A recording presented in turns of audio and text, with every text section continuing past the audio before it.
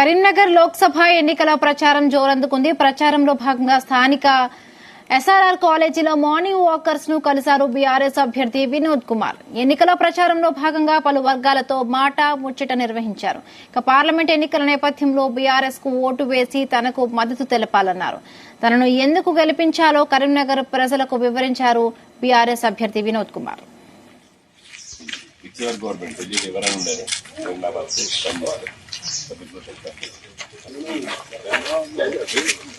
ఢిల్లీలో ఎవరున్నా ఇటువంటిన్నా నేను కష్టపడతా పనిచేస్తా కరీంనగర్ గ్రోత్ చేస్తాను.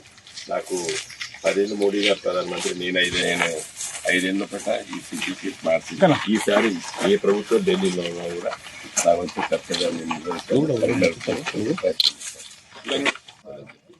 తర్వాత నేను ఇంటరాక్ట్ అయినటువంటి వాకర్స్ తోని, సీనియర్ సిటిజన్స్, స్టూడెంట్స్, యూత్ వాళ్ళందరితో ఒకటే చెప్పారు, నేను కరీంనగర్ నగరాన్ని స్మార్ట్ సిటీగా తీసుకురావడం జరిగింది. 2014 నుండి 19 వరకు మరి ప్రయత్నం చేసి కరీంనగర్ నగరాన్ని 1000 కోట్ల రూపాయలతోని ఈ రోజు అభివృద్ధి జరిగింది. దాదాపు 750 కోట్ల రూపాయల పనులని ఇంకా 250 కోట్ల రూపాయల పనులు జరుగుతున్నాయి.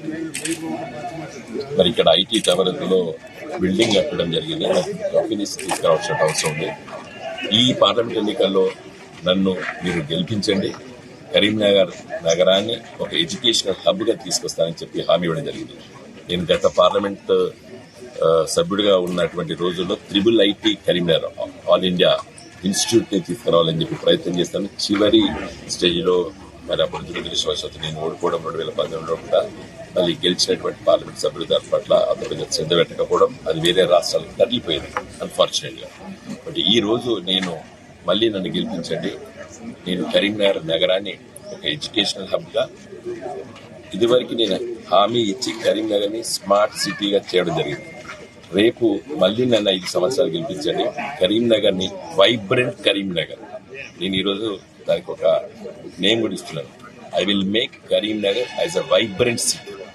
రానున్న ఎన్నికల్లో ప్రజలు తప్పనిసరిగా బీఆర్ఎస్ పార్లమెంట్ సభ్యులు పెద్ద సంఖ్యలో గెలిపిస్తారు. గత 3 రోజుల నుంచి నేను విస్తృతంగా పర్యటిస్తున్నాను. మార్పు అంటే గీ మార్పు కోసం కాదు, నీళ్లు లేక, కరెంటు లేక ఇబ్బంది పడేటువంటి రోజుల కోసం ఈ మార్పుని ఓటేయలేదు.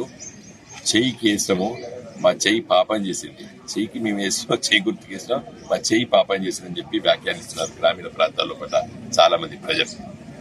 నేను చెప్తున్నాను, కరీంనగర్ పార్లమెంట్ నియోజకవర్గంలో నేను విస్తృతంగా పర్యటించే సందర్భంలో ప్రజలు మళ్లీ కారు కావాలి, మళ్లీ తెలంగాణ కావాలి అనేటువంటి వ్యాఖ్యానాలు చాలా వినిపిస్తున్నాయి.